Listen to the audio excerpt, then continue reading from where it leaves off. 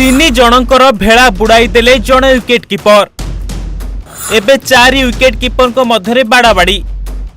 टी20 विश्वकप किए खेलिबो किए बसिबो, बीसीसीआई रो मुंड काम करूना। 2024 रे हेबाकू जाउछि टी20 विश्वकप। वेस्टइंडीज एवं अमेरिका रे खेला जिवो मैच। सबु दल एबे पूरा फॉर्म रे रहिछंती। भारत मध्य दिनिकिया विश्वकप हारिबा परे एबे टी20 विश्वकप उपरे निजर हक जमाइबाकू प्रस्तुत हेउछि। आउ एहारी भितरे भारतीय क्रिकेट रे 4 विकेट कीपर को मध्यरे आरंभ होइछि संघर्ष। किए खेलिबो किए बसिबो, कारण सबु रहिछंती जोरदार फॉर्म रे। हाँ आज्ञा, भारतीय दल रे एबे 4 विकेट कीपर कम बैटर रहिछंती। हेले एमिति जड़े कीपर कम बैटर रहिछंती जहांकर अनुभव बहुत अधिक।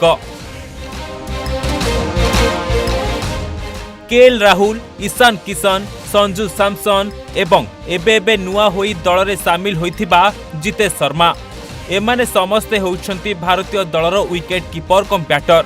समस्ते एबे किए खेलिबो टी20 विश्वकप ताकू नहीं एबे समस्तकर चिंता, कारण केही जणे ही सुजोग पाइबो प्लेइंग 11 रे खेलिबा पई। सेही जनक किए हेबो ताकू नहीं 4 जनकर चिंता बढ़ जाइछि।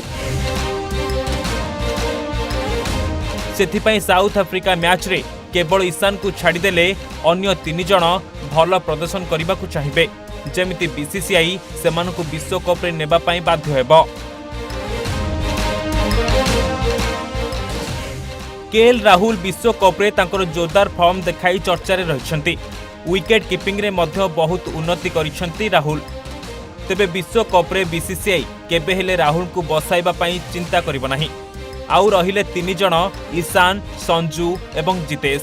एमानक भितरु ईशान किशन एवं संजू सैमसन ही विश्वकप खेलिबाकू योग्य होई पारंती, कारण उभयंकर वनडे एवं टी20 रे बहुत रेकर्ड रहिछि एवं बहुत अनुभव मध्य रहिछि।